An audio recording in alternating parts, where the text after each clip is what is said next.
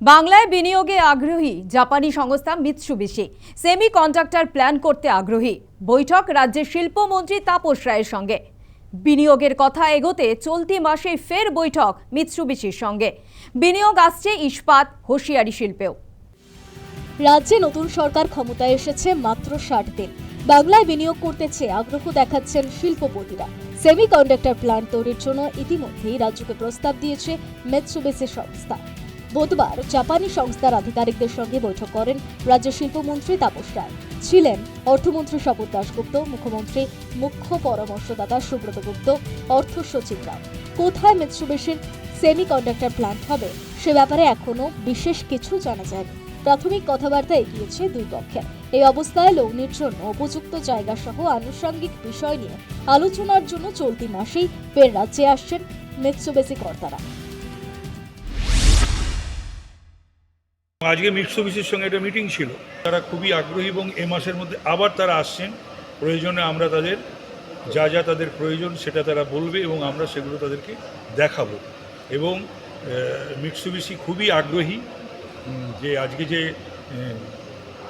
Grooming হচ্ছে বিদেশে যে সেমিকন্ডাক্টর, সেই সেমিকন্ডাক্টরে তারা প্ল্যান বসাতে খুবই আগ্রহী ভারতে এবং অবশ্যই পার্টিকুলারলি পশ্চিমবঙ্গে। বস্তুত ক্ষমতায় এসেই মুখ্যমন্ত্রী পরিষ্কার করে দিয়েছিলেন রাজ্যের শিল্পবন্ধা ভাবমূর্তি কাটাতে তৎপরতার সঙ্গে কাজ করবে তার সরকার। নজর দেবে কর্মসংস্থানে, সে প্রস্তুতিও দিয়েছিলেন। আগামী 11 এবং 18 তারিখ দুটি শিল্পের শিলান্যাস করবেন খোদ মুখ্যমন্ত্রী শুভেন্দু অধিকারী। ইতিমধ্যেই শ্যাম স্টিল, লাক্স কোজির মতো সংস্থা বিনিয়োগে উৎসাহ দেখিয়েছে। বিনিয়োগ হতে পারে প্রায় 15,000 কোটি টাকা। সুযোগ থাকছে বিপুল পরিমাণ কর্মসংস্থানের। পাশাপাশি নতুন সরকার ক্ষমতায় আসার পর থেকে খুলছে একের পর এক জুট মিল। এই অবস্থায় আগের জমানায় একাধিক শিল্প গোষ্ঠীর রাজ্য ত্যাগ নিয়ে মুখ খুলেছেন রাজ্যের পঞ্চায়েত মন্ত্রী দিলীপ ঘোষ। বন্ধ কারখানা তো জোর করে বন্ধ করা হয়েছিল তোলাবাজির জন্য, সেগুলো তো খুলবেই। ওখানে হাজার হাজার শ্রমিক ছিলেন, তাদের ভবিষ্যৎ অন্ধকার ছিল।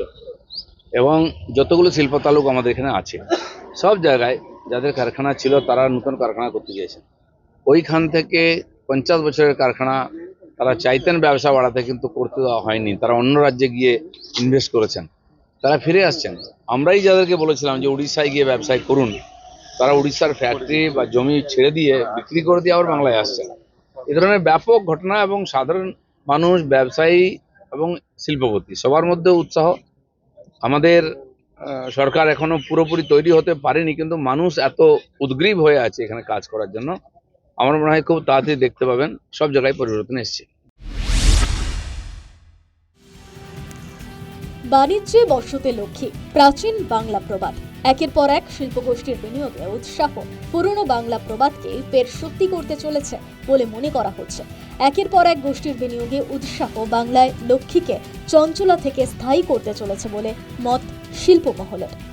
News time.